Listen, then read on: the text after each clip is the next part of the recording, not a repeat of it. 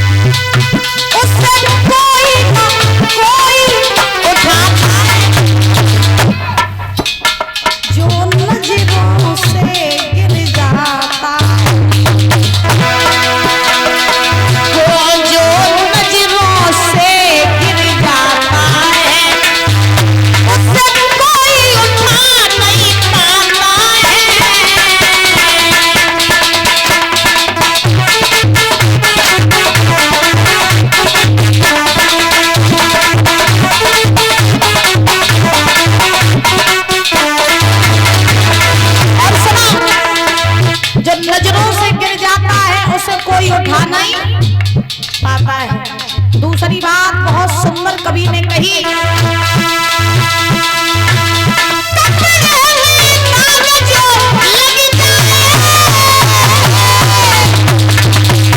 भैया धुलने से छूट जाता है, कपड़े में दाग जो लग जाए तो धुलने से छूट जाता है, यदि कुल में दाग जो लग जाए, कुल में दाग जो लग जाए उससे कोई छुटा नहीं पाता है।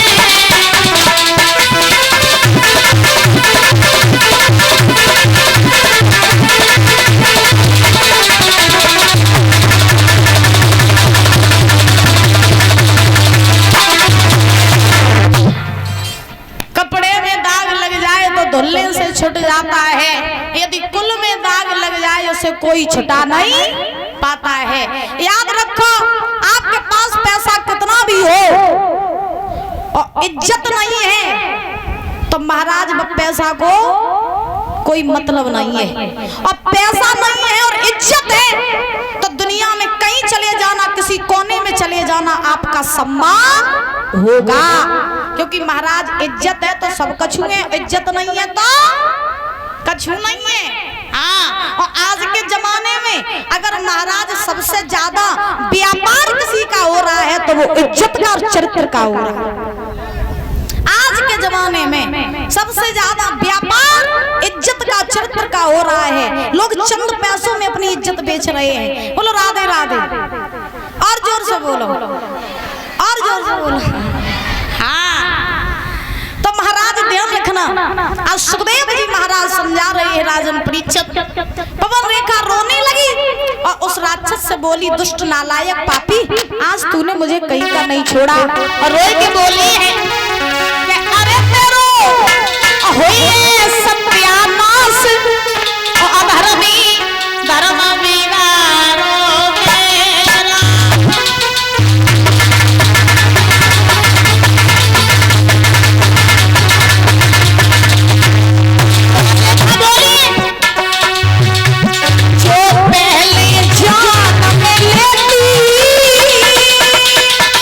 भैया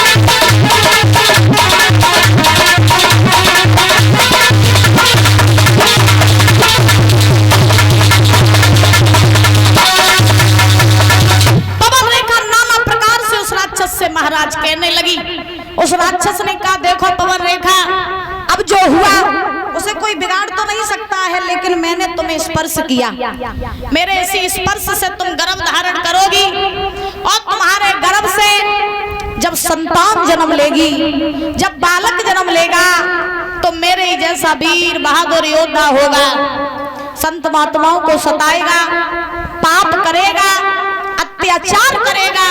लेकिन एक खासियत होगी कि जब वो मारा जाएगा तो उसे मारने के लिए स्वयं नारायण को आना पड़ेगा।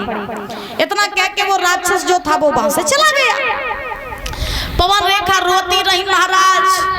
अब पवन रेखा सोचती रही, अब हम अपने महाराज के पास में जाएंगे, क्या मुंह दिखाएंगे, क्या कहेंगे उनसे।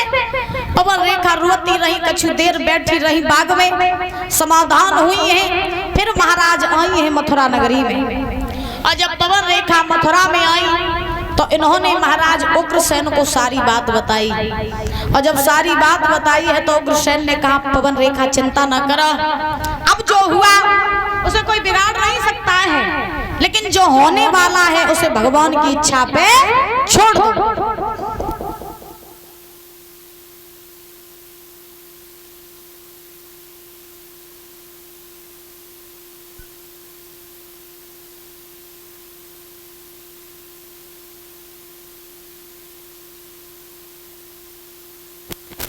बोली गोविंद भगवान की। तो उग्रसेन ने कहा, पवन रेखा चिंता मत करो, अब जो होने वाला है उसे तुम भगवान की इच्छा पे छोड़ दो। महाराज ध्यान रखना, धीरे धीरे समय बीता, और जब धीरे धीरे समय बीता है, परीक्षित जी महाराज, ओ परीक्षित जी, परीक्षित जी, ओ परीक्षित जी, परीक्षित जी, टॉफी बिस्कुट संगी बांध के ले आना, 3 पंक्तियन का ऐसा नहीं तुम्हें भूख लगे तो सो खात हो हैं, तभी तुम सुन नहीं रहे हो। बोली गोविंद भगवान की, बोलिए ब्रह्मदेव महाराज की।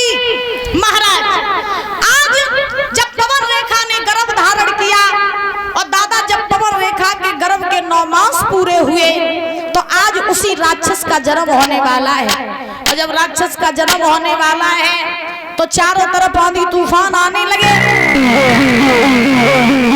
बिजली कड़कने लगी, बादल पर बादल आने लगे।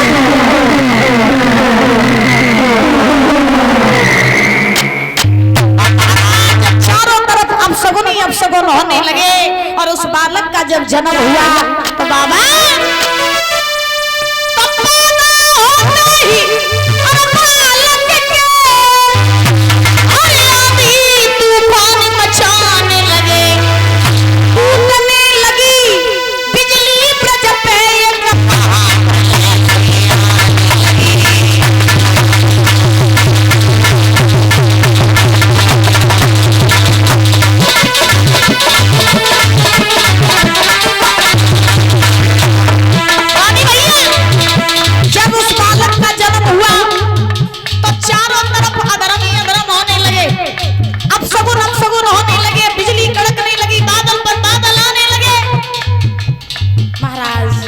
बालक का जन्म हुआ।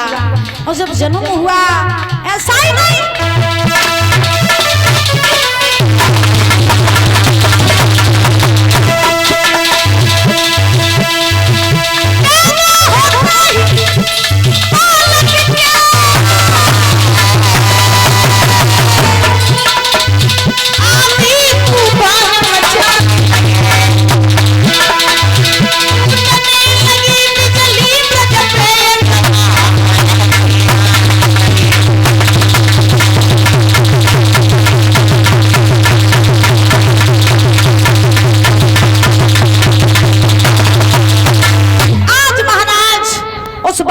जैसे ही जन्म हुआ तैसे ही आज उग्रसेन ने संत महात्माओं को बुलाया, और संत महात्माओं को बुला करके उस बालक का नामकरण संस्कार करवाया। गुरु गर्गाचार्य जी आए, और गर्गाचार्य जी ने जब उस बालक की हस्तरेखा देखी तो गर्गाचार्य जी ने उग्रसेन से कही, सुनो राजन, जो तुम्हारा लड़का है ना, जो बहुत बड़ो पापी हो है, अधर्मी हो है, अत्याचारी हो है, संत महात्माओं को सताएगा, पाप करेगा, तुम्हारी सेवा नहीं करेगा, इसीलिए हम इसका नाम रख रहे हैं कंस। क्या नाम रखा? कंस। का माने दूसरे का अंश माने अंश, दूसरे का अंश वही कंस। अच्छा, एक प्रमाण और मिला भागवत जी में, क्या जब महाराज कंस का जन्म पवन रेखा के गर्भ से हुआ तो पवन रेखा ने देखा कि ये पापी अत्याचारी होगा बालक, तो हम अपने घर में रखेंगे तो हम लोगों को ये सताएगा, तो क्यों ना हम इसे मार दें। तो पवन रेखा ने क्या किया कि महाराज जैसे ही इस कंस का जन्म हुआ तैसे ही पवन रेखा ने कुछ पत्तों में लपेट करके इस कंस को महाराज एक नदी में बहा दिया। ध्यान से सुनना दादा। और जब नदी में बहाया तो ये कंस बहते बहते पहुंचा कहां? बटेश्वर नगरी में। बटेश्वर के राजा थे सूरसेन। तो सूरसेन जो थे वो उस नदी में कर रहे थे स्नान। तो सूरसेन महाराज को ये कंस महाराज पकड़ में आ गया। और जब कंस पकड़ में आओ तो सूरसेन महाराज ने इस कंस को पकड़ के अपने घर लेकर के आए, इसका लालन पालन किया। तब भी इसका नाम कंस ही पड़ा। सूरसेन के एक और लड़का थे जिनका नाम था वसुदेव। हाँ, वसुदेव। प्रमाण ये मिला कि आधा लालन पालन कंस का सूरसेन के यहाँ हुआ। तो कंस और वसुदेव की मित्रता हो गई। फिर कंस जब बड़ा हुआ तो कंस को पता चला कि मेरे पिता ये सूरसेन नहीं बल्कि मथुरा के राजा उग्रसेन है। तो ये कंस मथुरा नगरी में आके रहने लगा। अब दो बातें आपको बता दी, जो सही लगे वो मान लियो, ठीक है? बोली गोविंद भगवान की। आओ ताली बजा करके बोलेंगे सभी लोग बड़े भाव से, उसके बाद कथा प्रवेश करेंगे।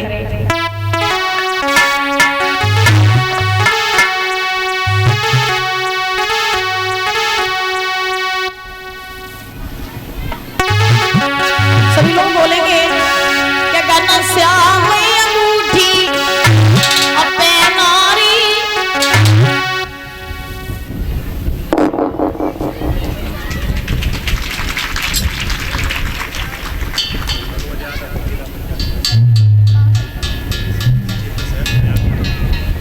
परम सम्मानीय परमादरणीय भैया जी मनोज यादव, जिला पंचायत अध्यक्ष, ये माला पहना करके और 501 रुपए दे के सम्मानित कर रहे हैं। जोरदार तालियां बजाएंगे।